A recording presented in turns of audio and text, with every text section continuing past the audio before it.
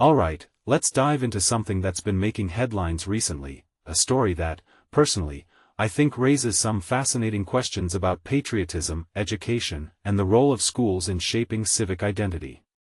Here's the deal. A father and his 10th grade son are suing the Falmouth School District in Maine because, according to them, the high school isn't providing students the opportunity to recite the Pledge of Allegiance. Now, before we get into the legal nitty-gritty, let's take a step back. What makes this really interesting is the tension between individual choice and institutional responsibility.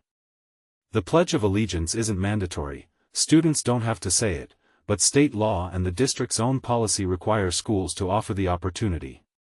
So, the question here isn't about forcing anyone to participate, it's about whether the school is fulfilling its legal obligation. From my perspective, this case highlights a broader debate about what schools should prioritize in civic education.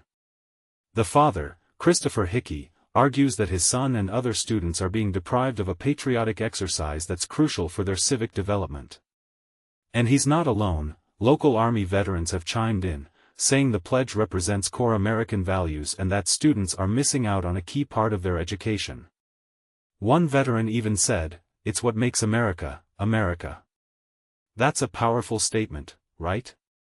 But here's where it gets tricky. Does reciting the pledge guarantee a deeper understanding of citizenship, or is it more of a symbolic gesture?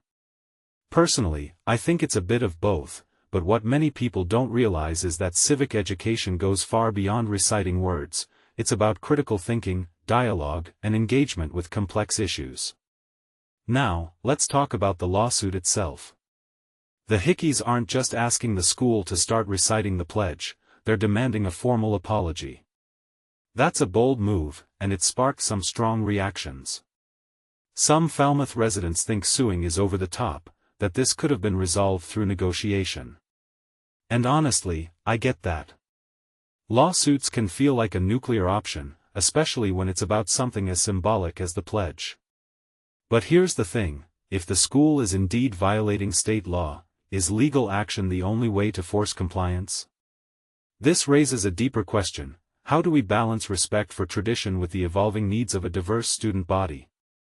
What this really suggests is that the Pledge of Allegiance isn't just a routine part of the school day, it's a lightning rod for debates about patriotism, education, and even free speech. For some, it's a non-negotiable symbol of national pride.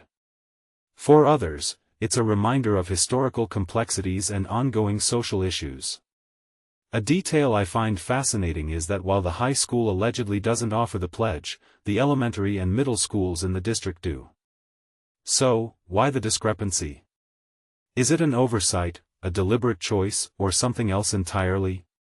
If you take a step back and think about it, this case isn't just about one school or one family, it's about how we, as a society, navigate competing values and priorities. In my opinion, the most thought-provoking aspect of this story is what it implies about the future of civic education. If schools are required to offer the pledge but don't, are they failing their students? Or are they prioritizing other forms of civic engagement that might be more relevant in today's world? Personally, I think the answer isn't black and white. The pledge can be a meaningful tradition, but it's not the only way to teach citizenship. What many people don't realize is that civic education is about fostering dialogue, encouraging critical thinking, and empowering students to engage with their communities in meaningful ways. So, while this lawsuit might seem like it's about a few lines of text, it's really about much bigger questions. What does it mean to be a citizen? And how do we prepare the next generation to navigate an increasingly complex world?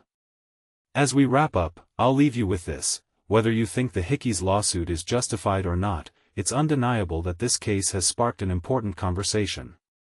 It's made us think about the role of schools, the meaning of patriotism, and the values we want to pass on to future generations. So, here's my closing thought. What if, instead of focusing solely on whether the pledge is recited, we used this moment to rethink how we teach civic engagement altogether? After all, the goal isn't just to say the words, it's to understand what they mean and how they shape our world. What do you think? Let me know in the comments below.